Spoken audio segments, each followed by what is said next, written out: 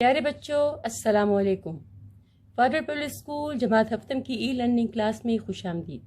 میں ہوں آپ کی اردو ٹیچر ناہید فیصل۔ امید کرتی ہوں کہ گزشتہ کلاسز آپ نے ضرور اٹینڈ کی ہوں گی، اور چونکہ یہ آپ کی نئی کلاس ہے اور آپ کے لیے نیا سبق ہے تو آپ کو اس کا فائدہ بھی ضرور ہوا ہوگا۔ آئیں اب اردو بی کے اگلے موضوع کو پڑھتے ہیں۔ کاپی کا صفحہ آپ پہلے سے تیار کر لیا کریں، نمبر شمار، گھر کا کام اور مرخہ لکھ لیا کریں۔ میعاد اول میں آپ کے پاس 2 کہانیاں ہیں، غرور کا سر نیچا اور نمبر 2 ہے جھوٹ کا انجام۔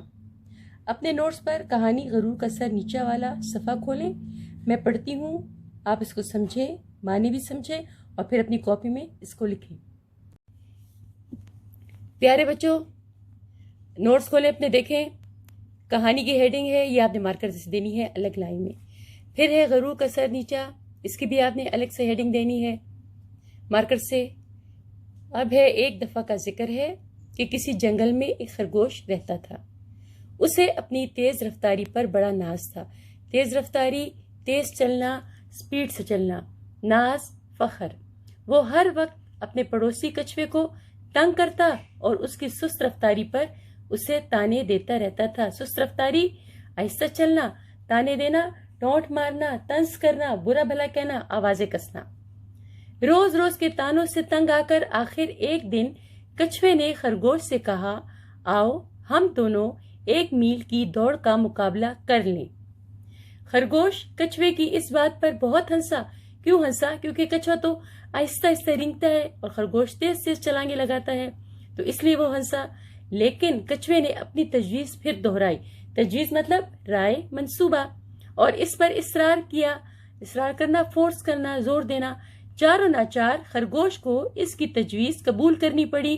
چاروں ناچار آخرکار، چنانچہ اسی وقت دونوں نے دوڑ کا وقت اور جگہ مقرر کر لی۔ اگلا پیراگراف۔ اگلے دن وقت مقررہ پر دوڑ شروع ہو گئی۔ خرگوش نہایت تیزی سے چھلانگیں لگاتا ہوا کچھوے سے بہت آگے نکل گیا۔ کافی دور جا کر جب پیچھے دیکھا تو کچھوا کہیں نظر نہ آیا۔ جی میں کہنے لگا، ایسی جلدی کی کیا ضرورت ہے؟ کچھوا میرا مقابلہ خاک کرے گا۔ مطلب اس نے کہا کہ میں تو بہت آگے نکل گیا ہوں اور کچھوا کہیں دور ہوگا، وہ کیسے میرا مقابلہ کرے گا؟ تھوڑی دیر سستا لوں، آرام کر لوں، پھر آگے روانہ ہوں گا۔ چنانچہ وہ ایک سایہ دار درخت کے نیچے لیٹ گیا۔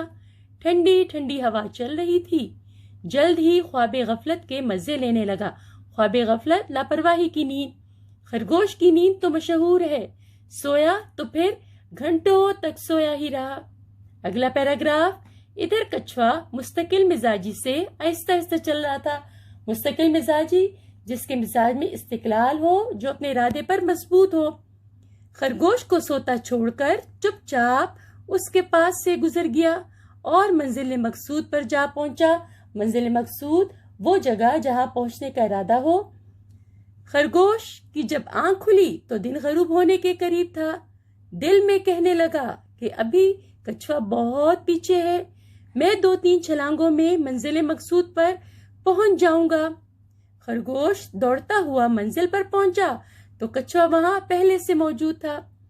خرگوش نے جب کچھوے کو اپنے سے پہلے وہاں موجود پایا تو اس کی شرمندگی کی کوئی انتہا نہ رہی، مگر اب کیا ہو سکتا تھا؟ کچھوا بازی جیت چکا تھا اور خرگوش کو قدرت کی طرف سے اس کے غرور کی سزا مل چکی تھی۔ مطلب اللہ کو بھی غرور پسند نہیں ہے، اس لیے اس کو اللہ کی طرف سے سزا مل گئی اور وہ ہار گیا۔ نتیجہ اب آپ نے لکھنا ہے مارکر کے ساتھ نیچے والی لائن میں۔ سچ ہے جو کوئی غرور اور تکبر کرتا ہے، تکبر مطلب غرور، اسے سرنگو ہونا پڑتا ہے۔ سرنگو مطلب سر کے بل، مطلب شرمندہ، کیونکہ غرور کا سر ہمیشہ نیچا ہوتا ہے۔ تو بچوں، اس کہانی سے یہ نتیجہ نکلتا ہے کہ کبھی کسی کو حقیر نہیں سمجھنا چاہیے اور نہ ہی کسی کا مذاق اڑانا چاہیے۔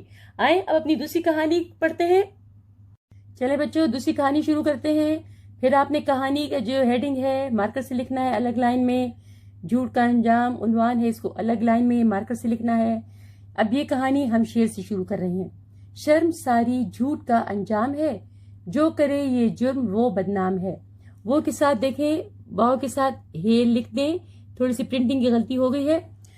تو ابھی آپ نے جو شعر ہے اس کو ہر مصرے، یہ ایک مصرع الگ لائن میں لکھنا ہے، یہ مصرع الگ لائن میں لکھنا ہے۔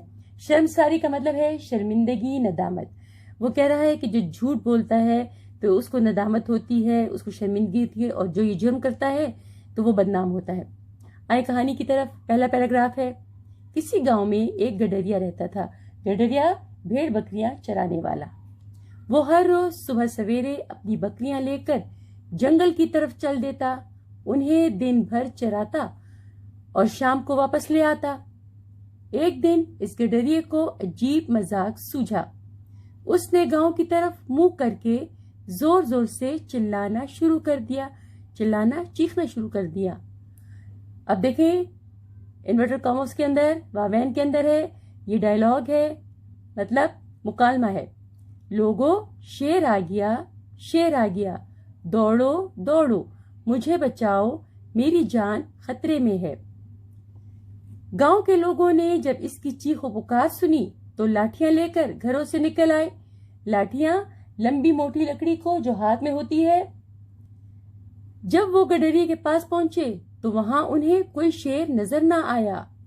گڈریا انہیں دیکھ کر ہنسنے لگا اور کہنے لگا، اب پھر ڈائیلاگ ہے، میں نے تو آپ لوگوں کے ساتھ دل لگی کی تھی، دل لگی ہنسی مذاق، یہاں تو کوئی شیر نہیں آیا۔ نڈر کاما بند۔ یہ سن کر سب لوگ ناراض ہو گئے اور غصے میں واپس چلے گئے۔ اگلا پیراگراف دیکھیں۔ اب قدرت کا کرنا دیکھیں کہ اس بات کو چند ہی روز گزرے تھے۔ گڈریا حسب معمول اپنی بکریاں لے کر جنگل میں گیا ہوا تھا۔ حسب معمول کا مطلب ہے جو کام روزانہ کیا جائے عادت کے مطابق، کہ سچ مچ وہاں شیر آ نکلا اور وہ آتے ہی ریوڑ میں گھس گیا۔ ریوڑ کا مطلب ہے بھیڑوں کا غول، بکریوں کا گلا، اور بکریوں کو چیرنے پھاڑنے لگا۔ گڈریا دوڑ کر درخت پر چڑھ گیا اور شور مچانے لگا۔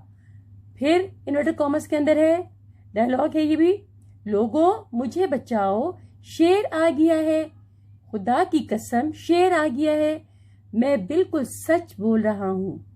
یہ دیکھیں واوین کے اندر لکھا ہوا ہے، آپ بھی ایسے ہی لکھیں گے۔ وہ کچھ دیر تک چلاتا رہا مگر اس دفعہ کوئی شخص اس کی مدد کو نہ آیا اور شیر نے بہت سی بکریوں کو ہلاک کر دیا۔ کیوں کوئی مدد کو نہ آیا؟ کیونکہ وہ جھوٹ بول رہا تھا۔ شیر کے چلے جانے کے بعد گڈریا درخت سے نیچے اترا اور بچے کچے ریوڑ کو ہانک کر گاؤں لے آیا۔ ہانک کا مطلب ہے جانوروں کو آواز دے کر جمع کرنا۔ وہ بہت پریشان تھا۔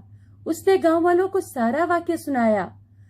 گاؤں والوں نے الٹا اس سے ملامت کیا، شرمندہ کیا اور کہا کہ تم نے اس روز جھوٹ بول کر خود اپنا ہی اعتماد گنوا دیا تھا، اب ہم تمہاری بات کا یقین کیسے کر سکتے تھے؟ اب دیکھیں یہ نتیجہ، پھر آپ مارکر سے لکھیں لفظ نتیجہ۔ سچ ہے کہ جو شخص جھوٹ بولتا ہے لوگ اس کے سچ کا بھی اعتبار نہیں کرتے۔ خاتمہ لائن لگانی ہے۔